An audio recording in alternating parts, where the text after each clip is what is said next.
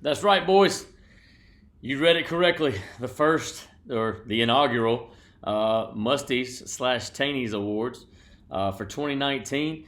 It's been a hell of a year. We got some awards to wrap up the season and actually the year of 2019. I'm coming to you from New Year's Eve, and we're all excited for 2020. But we're gonna knock these out. I know you got a lot of stuff going on. Hell, me, I got a filet mignon ready to go on the grill. And a few drinks to have myself. So we'll try to knock this out in a timely manner. We'll go ahead and get right into it. The first one is going to be the Side Bet Shot Awards. I'm going to give you the nominees for every category, and then I'm going to ask for a vote from y'all. I'll give you about a week. It ain't going to be no rush into it. But each category, the winner will receive $20 and a little bit of bragging rights going into next year. So with that being said, Side Bet Shot's going to be the first one. All right.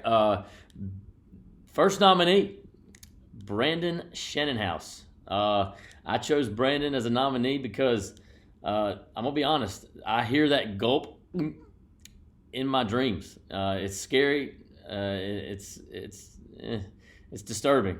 But anyway, and also his wife, being yelling at him in a couple of them Snapchats. Those videos was pretty funny. I enjoyed watching those. Next up is Zach. Okay, his brooding look.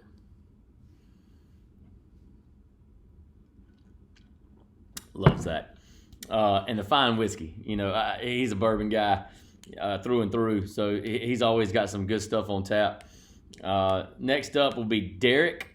Honestly, I can't stop laughing at whenever he has those damn glasses on. It's hilarious. Okay, and the hitter, the shot with the pen, with the pen. So very impressive work this year on the Side Bet Shots, and also he is the commissioner of that, so he does a great job with everything and introducing that to the league. Phil, the filters, the filters are incredible. I love them, and your record was pretty freaking good all year, as far as Side Bet Shots go. So I think you had to take quite a few. So but that was Phil with the filters, and then Demo with the 42-ounce shot. Every year it seems like these days, that boy's just knocking them all out in one huge measuring cup, giving us all the entertainment that we so desire during the week. So those are your nominees for Side Bet Shots: Big House, Zach, Derek, Phil, and Demo. All right. Next up, we have the Rookie of the Year. Okay, this does not have to be a drafted guy from the rookie draft. It can be a rookie that you took a shot on in the draft. You maybe picked up off free agents. Or whatever the case is, but it has to be a rookie in order to be nominated for this award.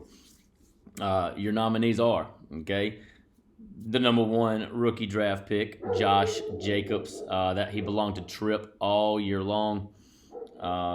Fantastic season by him. As far as reliability, you couldn't ask more from a rookie, especially once Gruden started feeding him the rock, man. So Josh Jacobs is number one.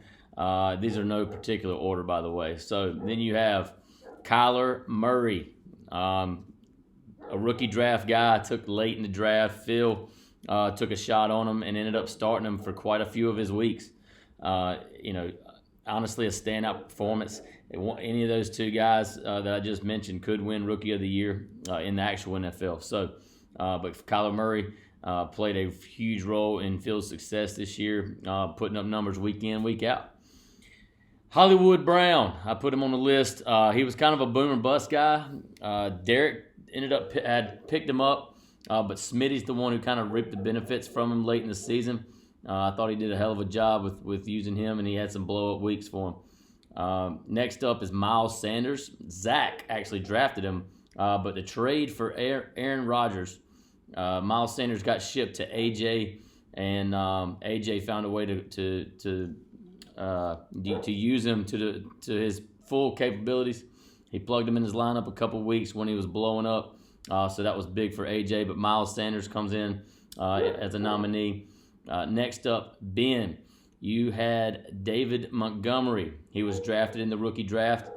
He had a hell of a season. Started off a little slow. I think a lot of the analysts and guys you listen to would have told you that. He said, be patient with him. Be patient with him. But toward the end of the season, he really came on strong, and I thought he had a pretty good finish to this year. Definitely a possible keeper. Okay, and then Devin Singletary, that'll be Drumo's. He was big on him all year long. He drafted him in a rookie draft, and really as his RB2, after spending $90 on DJ, he was like, Singletary's my guy. And I thought Singletary had a really good finish to the year as well, especially once Frank Gore kind of got out of the way. All right, so Josh Jacobs, Kyler Murray, Hollywood Brown, Miles Sanders, David Montgomery, Devin Singletary. All right. Moving on. Next up, we have the most outstanding performance of the year. Okay, I went through every week, even jotted them down as we were going. Just some of the bigger performances of the year, whether that was for your team, against you, but just looking at it, some of the best performances of the season. We're going to start out with week 1. I know, what a shocker. Week 1, Sammy freaking Watkins. Tripp had him, and Tripp started his season out with a bang. He actually had the highest scoring team or highest scoring week for quite a few weeks until Zach took him down, and then AJ later. But Sammy Watkins, week 1, 9 catches, 198 yards, 3 touchdowns for 52.8 points, and that was against Drumo in the Battle of the Relegated, week 1. Moving on, week 5 had a couple of blow-up guys. CMC, he had a bunch of great weeks, but this one really stood out to me. Christian McCaffrey, 19 carries, 176 yards on the ground, 2 touchdowns. Then he also added 6 catches, 61 yards, and a touchdown for 51.7 points. Big time, and that was against Phil in week 5. Speaking of Phil, also in week 5 against AJ, he had Will Fuller. Who absolutely went nuts. Listen to the stat line: 14 catches, 217 yards, and 3 touchdowns through the air. Incredible performance for 59.7 points. Unbelievable. Phil tried to sell me Will Fuller all year long, just for weeks like that. But he is the definition of boom or bust, and he was definitely boom in week 5. Moving on to week 9, Russell Wilson. He was passed around like a rag doll at the beginning of the season. I drafted him cheap, traded him for Geronimo Allison. Awful. And then he was sold for auction bucks to Smitty. All right, so Smitty had him all year long. He proved to be an MVP candidate all year long. Just absolutely played his tail off. But week 9, he had 29 for 43, 378 yards, 5 touchdowns. He also had a carry for 21 yards in that game. But for 53.1 points, and that was against Tripp. Tripp is actually the common kind of guy to be getting blown up on, but you know that, points against. We know that story. So Russell Wilson, week 9. Then you have Lamar. I could have picked quite a few weeks, but the one that really stood out to me was his performance Sunday or Monday night against the Rams, week 12. He is Ted's, obviously, but he went 15 for 20, so pretty efficient. Not many yards, 169 yards, but good God, 5 touchdown passes. He also added 8 carries for 95 yards, which I would have taken from any of my running backs at any time. He ended up with 45.5 points, and that was also against Tripp, points against.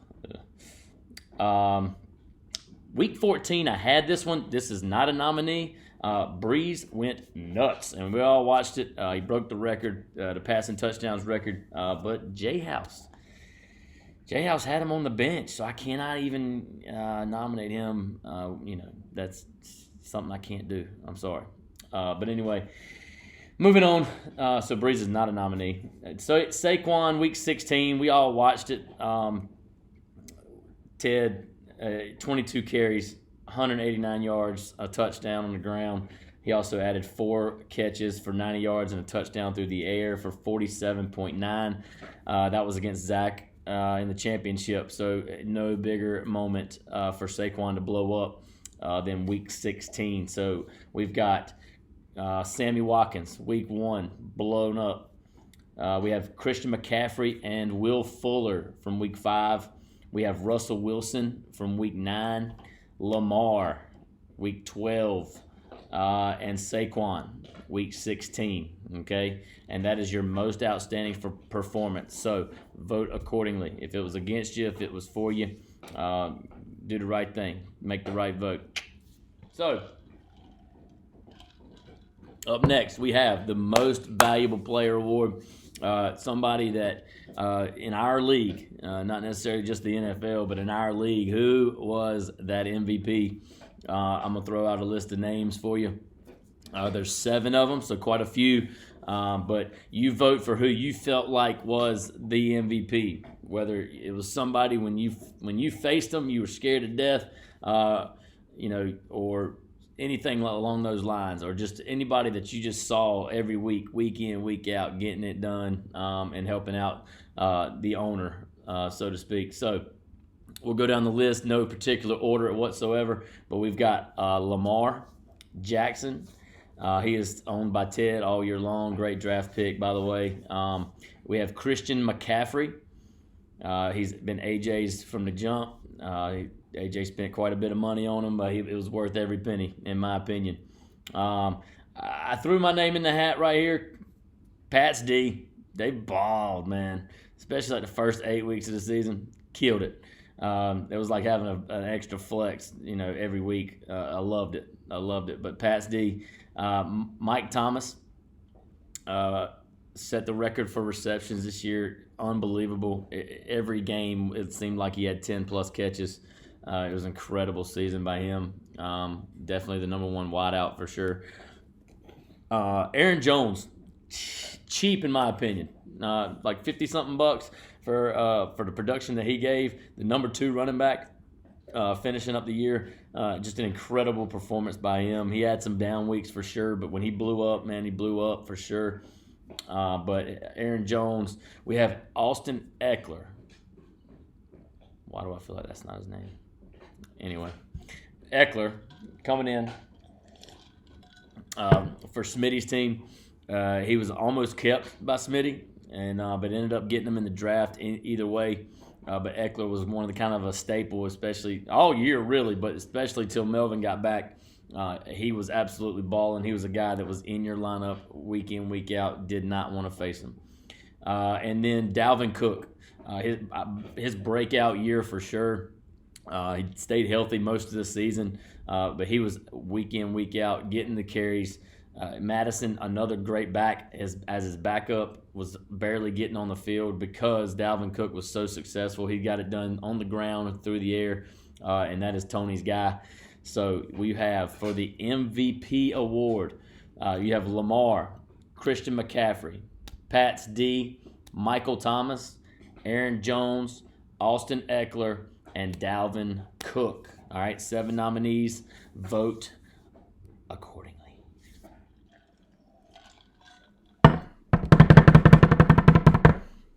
Last, but certainly not least, we have the GM of the Year award.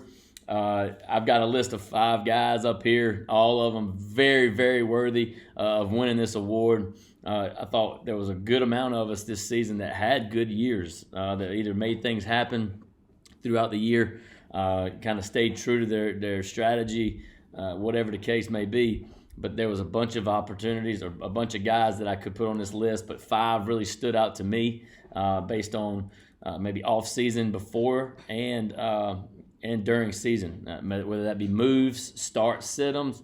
I thought these guys did a hell of a job all year long.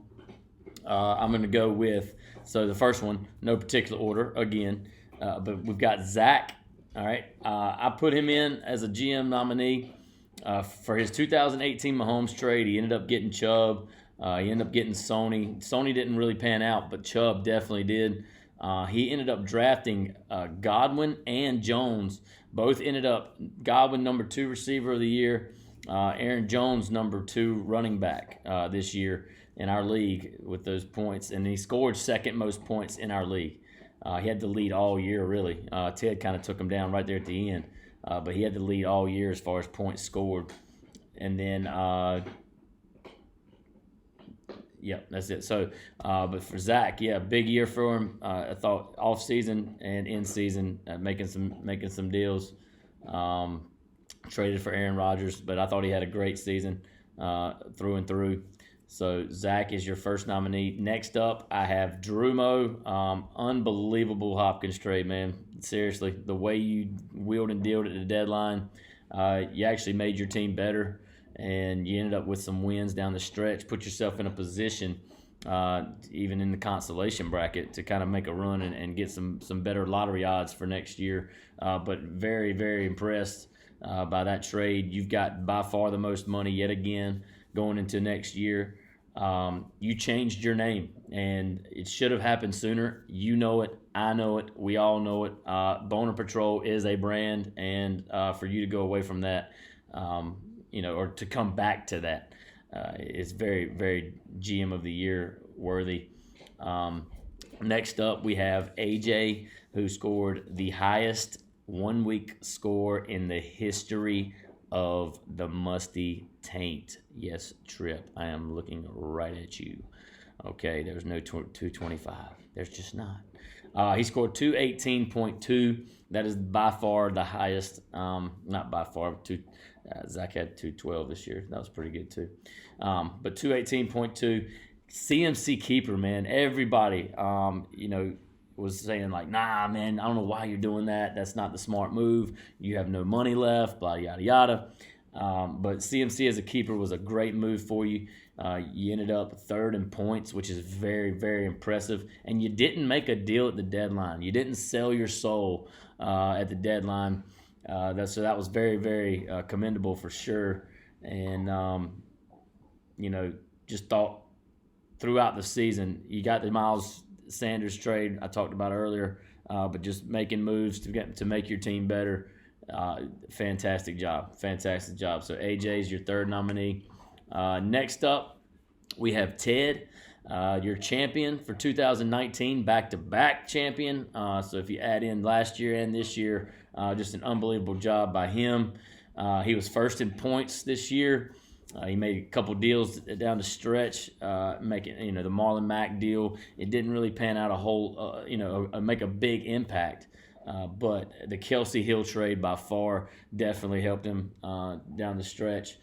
Drafted Lamar Jackson, but kind of just stayed with Saquon. I heard podcast after podcast, analyst after analyst, sell Saquon. But you hung on to him.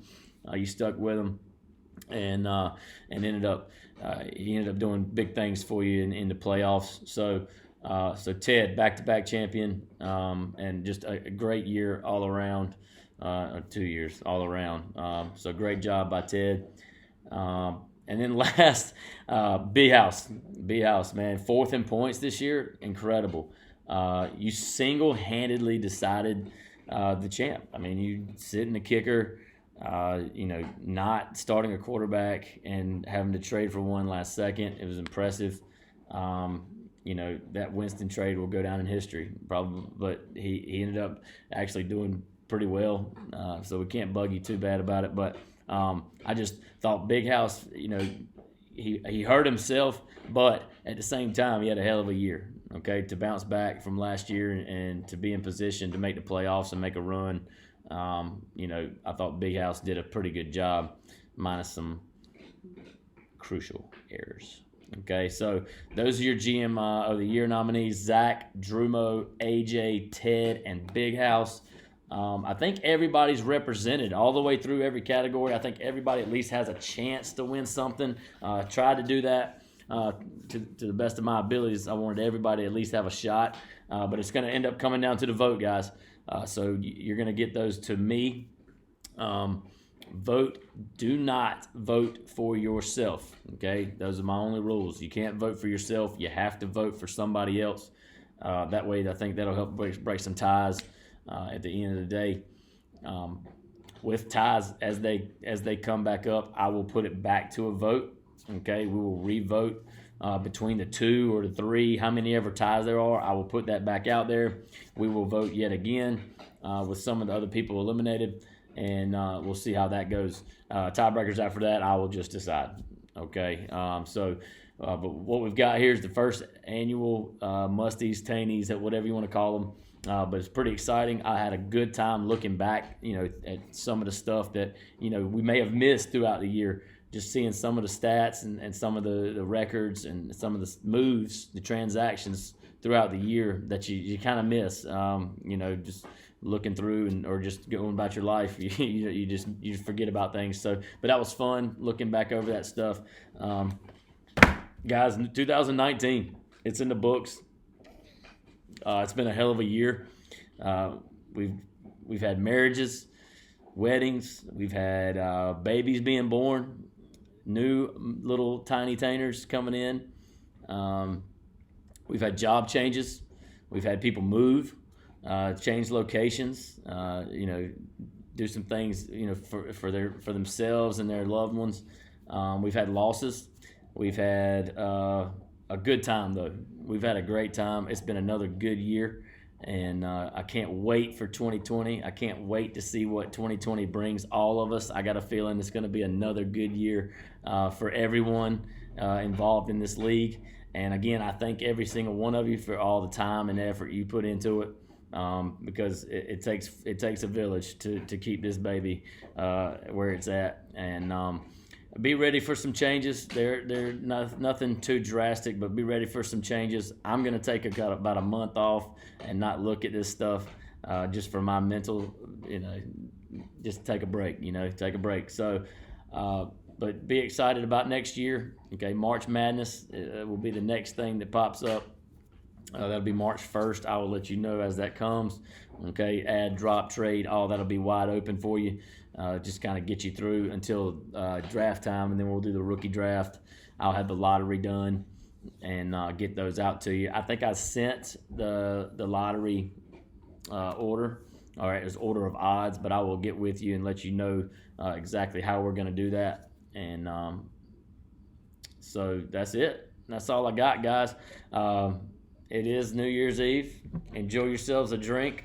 I'm going to enjoy a steak and a drink. It's going to be good. I'm going to stay right here at the house. But Happy New Year, guys. I love you. Enjoy yourselves. Enjoy your family. And look forward to seeing you real soon. Commish out.